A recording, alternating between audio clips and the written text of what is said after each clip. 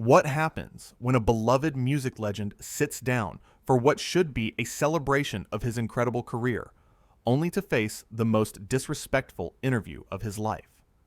In just 35 seconds of conversation, Lorraine Kelly turns from friendly host to aggressive interrogator, pushing Sir Cliff Richard so far that he does something nobody saw coming.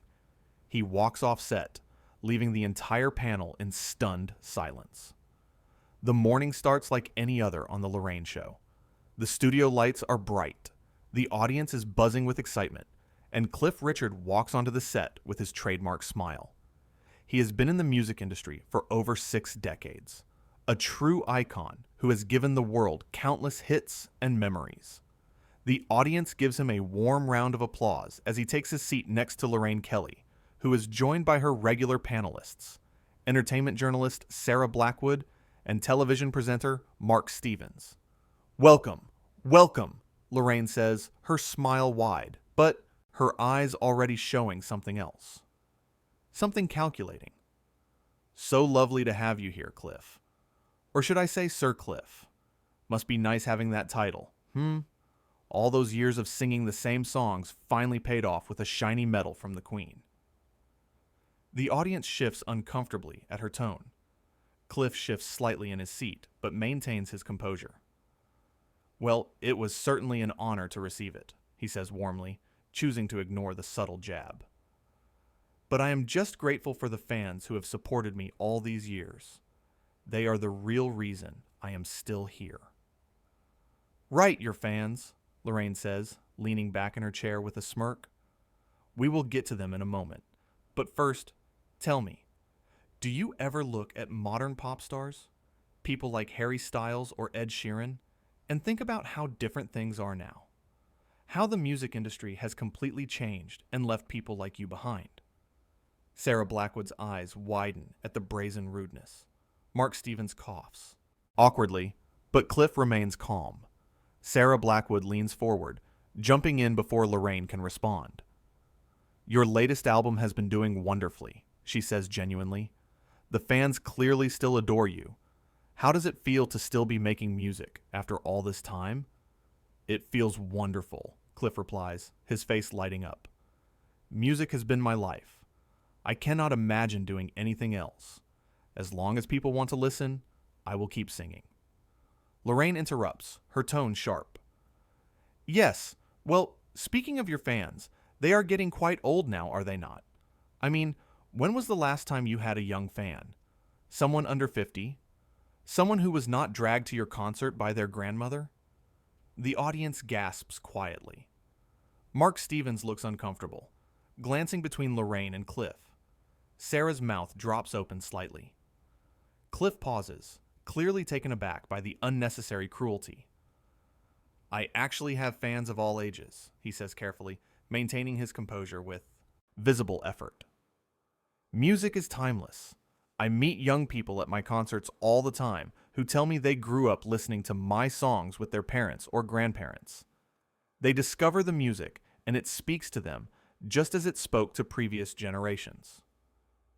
"Discovers it where, though?" Lorraine presses, leaning forward aggressively. "On some oldies station their grandfather listens to? Let us be real here, Cliff. Your demographic is dying off. Literally. Every year, you lose more of your core audience to, well, old age. Does that not terrify you? Knowing that your relevance has an expiration date tied to actuarial tables."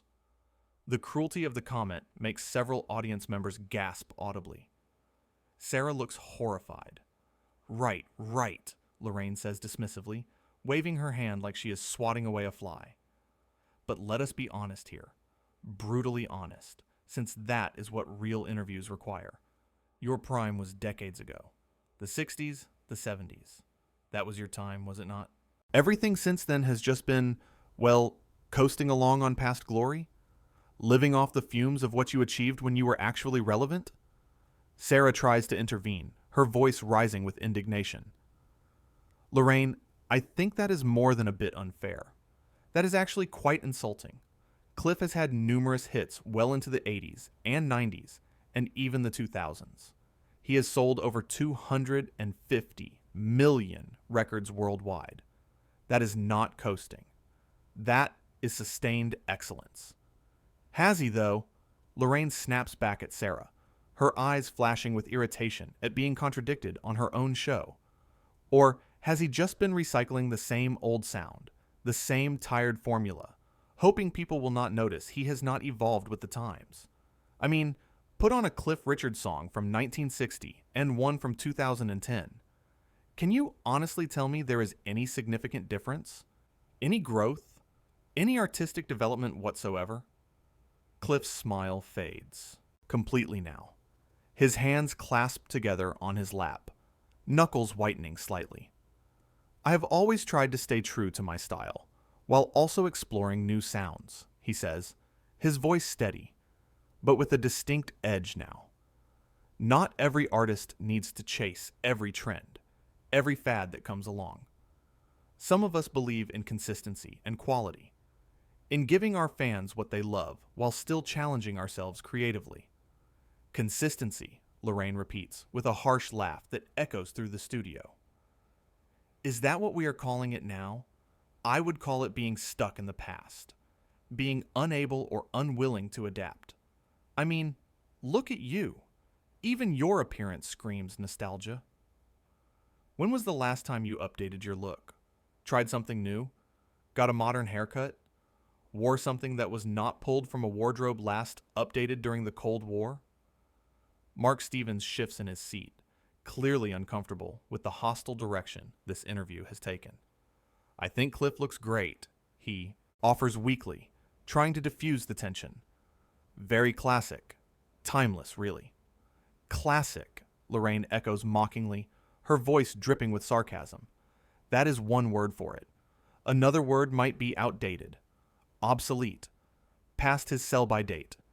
I mean, when I see Cliff Richard, I do not think modern musician. I think museum piece. Something to be studied in a history of pop music, not someone actively contributing to the current musical landscape. The audience is completely silent now. The uncomfortable tension in the studio is so thick you could cut it with a knife. Cliff takes a slow breath, his jaw tightening visibly. Lorraine, he says, his voice calm but firm, each word carefully measured. I came here today to talk about my new album, my upcoming tour, and to connect with people who enjoy my music, to share my passion and my joy for what I do. I did not come here to be insulted, to be mocked, to have my entire career and life's work dismissed as irrelevant. Insulted? Lorraine's eyebrows shoot up in exaggerated surprise. I am just asking questions. Real questions. Hard questions. Not the softball nonsense you are used to getting from interviewers who are afraid to push back, who just want to fawn over you and your knighthood. You have been in this business long enough. Surely you can handle a little honesty, a little truth?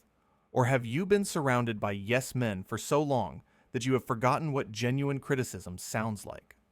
Honesty is fine, Cliff responds, his voice rising slightly despite his attempts to remain composed. Honesty is welcome. But there is a world of difference between honesty and rudeness, between asking challenging questions and being cruel for the sake of being cruel. Rudeness dressed up as honesty is still rudeness, Lorraine. And what you are doing right now is not journalism. It is something else entirely. Sarah tries again to steer the conversation away from the precipice it is approaching. Why do we not talk about the new album? She suggests desperately, her voice almost pleading. Cliff, what inspired the songs on this record? What themes were you exploring? But Lorraine is not done. She is like a dog with a bone, unwilling to let go.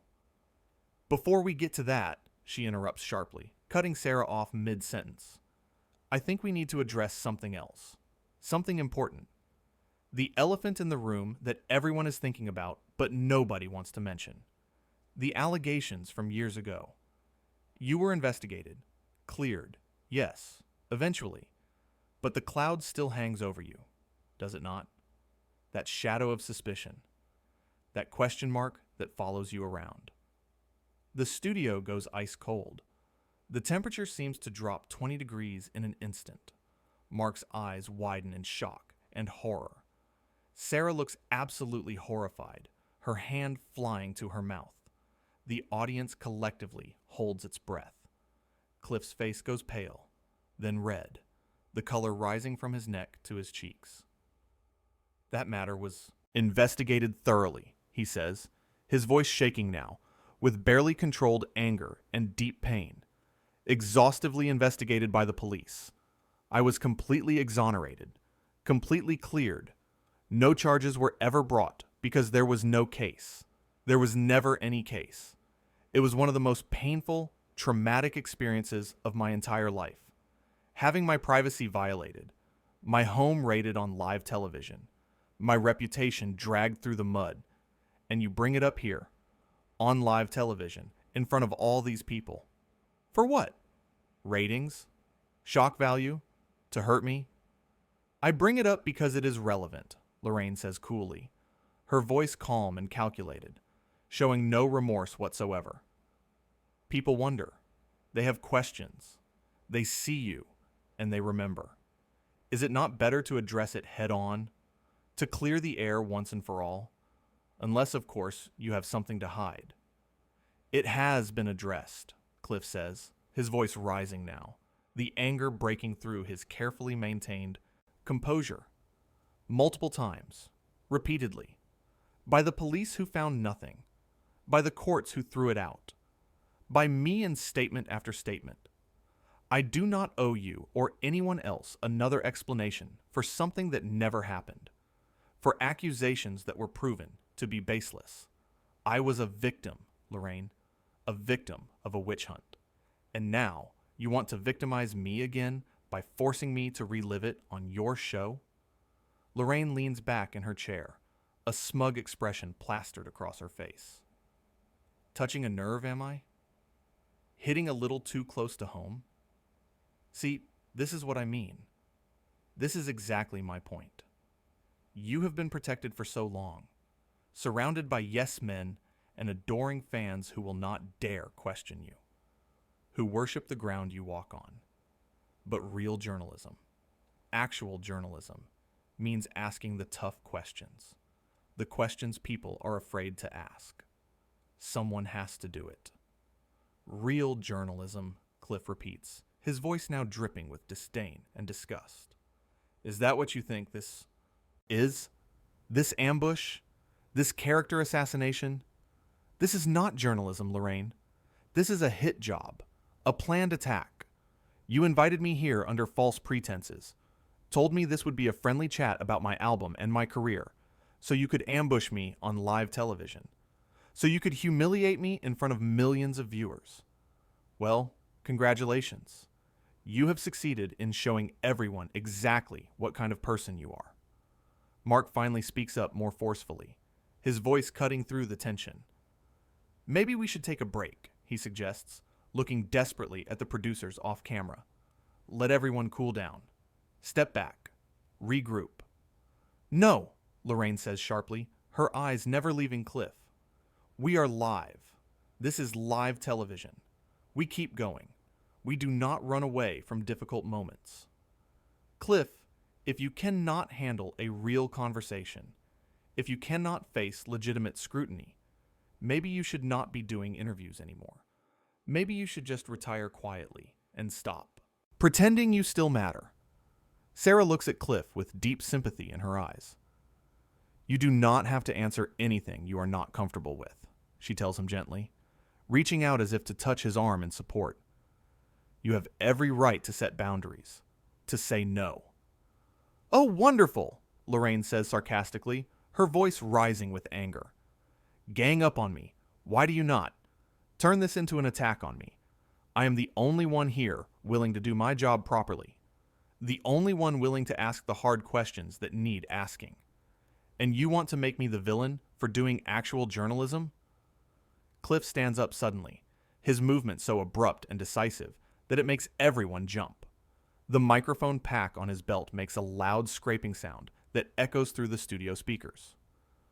I have been doing interviews for over 60 years, he says, his voice loud and clear now, projecting across the entire studio with the skill of a performer who has commanded stages around the world. I have answered difficult questions, challenging questions, questions that made me think, made me uncomfortable, made me examine my choices and my life. I have been challenged by real professionals, by talented journalists who knew how to ask hard questions with respect and integrity.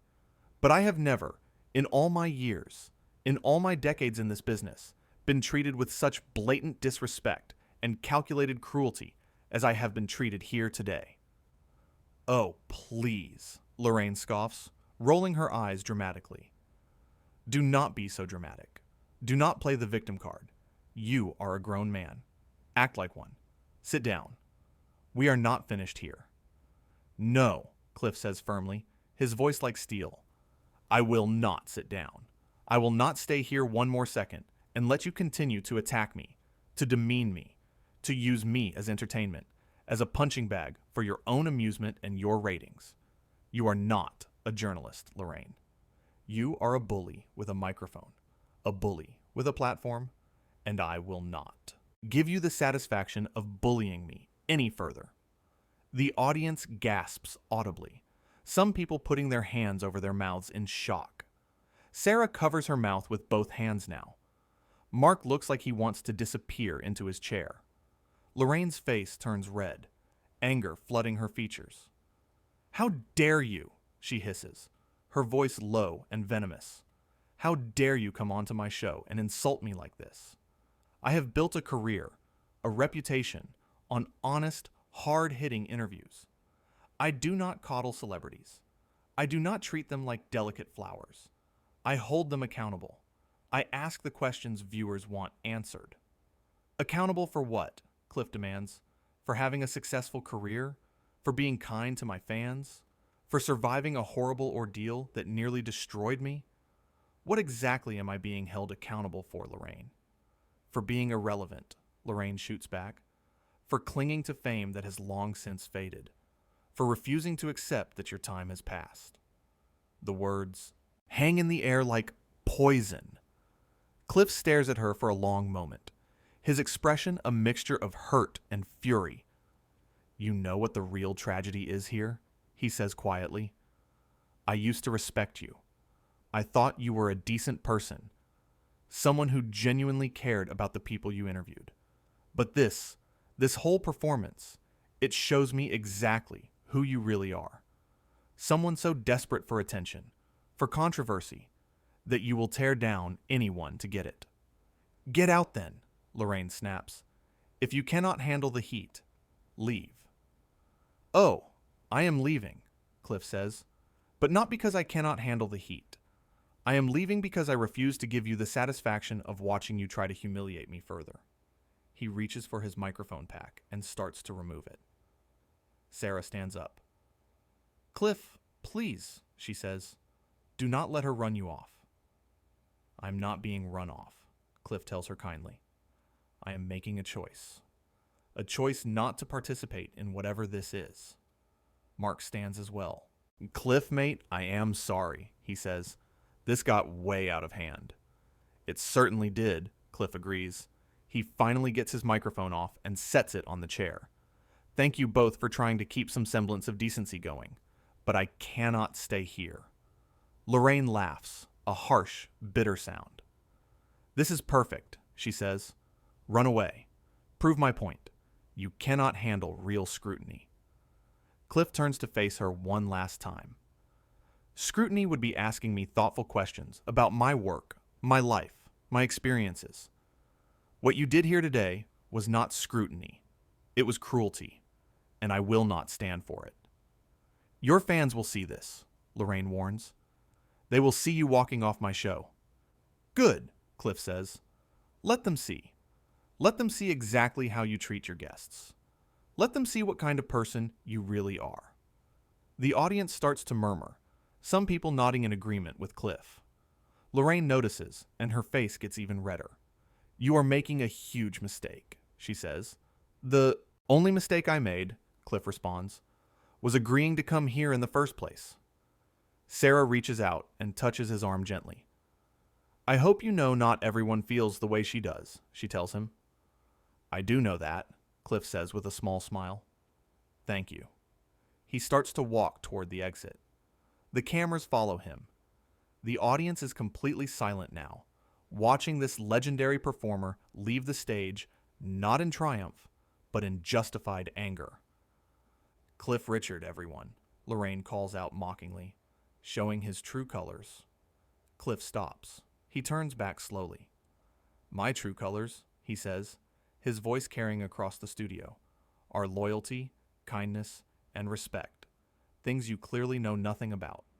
Oh, spare me the self-righteousness, Lorraine snaps. You are not a saint. I never claimed to be, Cliff says, but I am also not someone who uses their platform to tear people down. I lift people up. I always have. Can you say the same?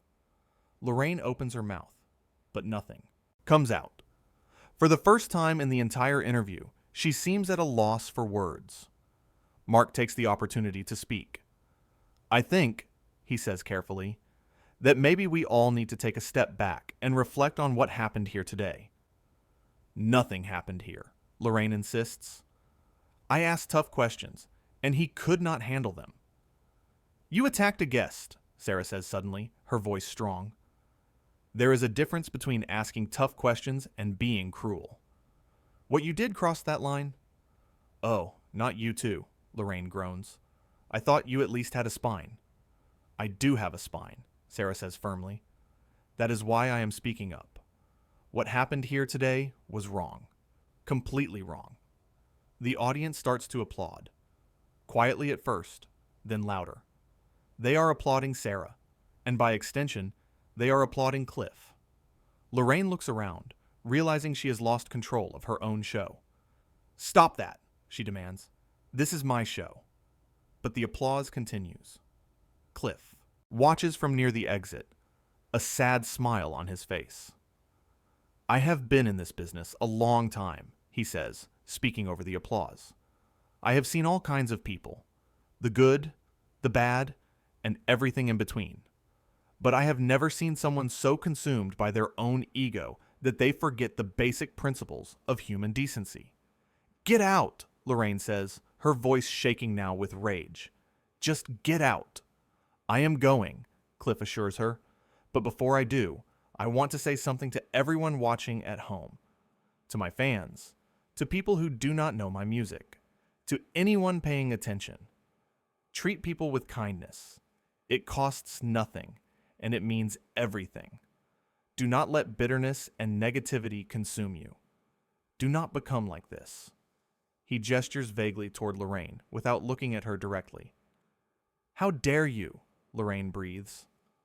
I dare, Cliff says simply, because someone needs to say it. You have a platform, Lorraine.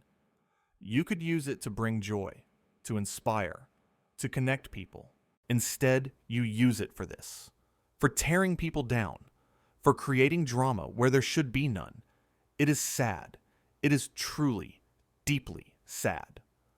Sarah is crying now, moved by his words. Mark is nodding slowly. The audience has gone quiet again, hanging on every word. My career has spanned decades, Cliff continues. I have performed for millions of people. I have had hits and misses, triumphs and challenges. But through it all, I have tried to remain true to myself, to be kind, to be grateful, to treat people the way I would want to be treated. Can everyone say that? Can you say that, Lorraine? Lorraine's hands are shaking. She grips the arms of her chair. This is my show, she repeats, but her voice is weak now. Then maybe, Cliff says gently but firmly, you should think about what kind of show you want it to be. One that builds people up, or one that tears them down?